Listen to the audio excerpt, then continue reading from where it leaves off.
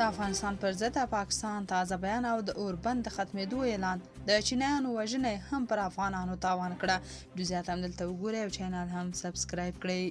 پر افغان حکومت د پاکستان د بدنامونکو الزامونو په دوام تازه خبردار دی چې د پاکستان بهرنیو چارو وزارت ویلي چې د تاجکستان په ختلان ولایت کې د چینایي کارګرو پر کان وروسته برید له افغان خاورې څخه سرچینه اخیستونکو ترهګرۍ ښکاره نښه ده.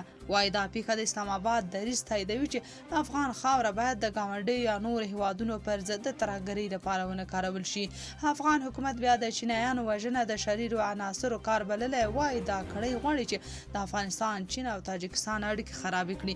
د پاکستان د بهرنیو چارو وزارت د جمعې په ورځ په اونیزه خبرناسته کې وویل چې له طالبانو سره شوی اوربند نه دی ټینګ او له سیمه ییزو هیوادونو وغوښتل چې د افغانستان له خاورې سرچینه اخیستونکو د ترهګرۍ له ګواښ سره په ګډه مقابله قوي کړي.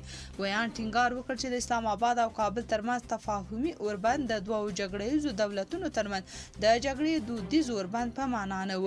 هغه ویل د پاکستان افغانستان اوربند دا معنا لري چې د افغان پراخ نیابتي جنګیالي له لوري په پاکستان کې ترهګریز بریدونه نه ترسره کیږي.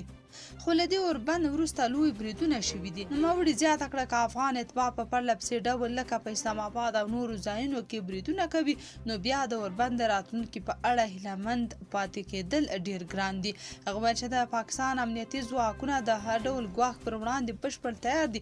د نوموړي په خبره زموږ پوځونه په بشپړ ډول چمتو دي. زموږ پوځي چمتووالی قوي دی او هغه امنیتي ننګونې چې ورسره مخ وي په هماغه سنجیدګۍ سره به پر مخ وړل کیږي چې ورته اړتیا ده. افغان حکومت د پاکستان وروستیو بریدونو په غبرګون ویلي چې غچ به واخیستل شي. د افغان حکومت په خبره چې افغانستان کې هیڅ ترهګره ډله نشته. تاسو په دې اړه څه نظر لرئ؟ کمنټ کې شریک او چینل هم سبسکرایب کړئ.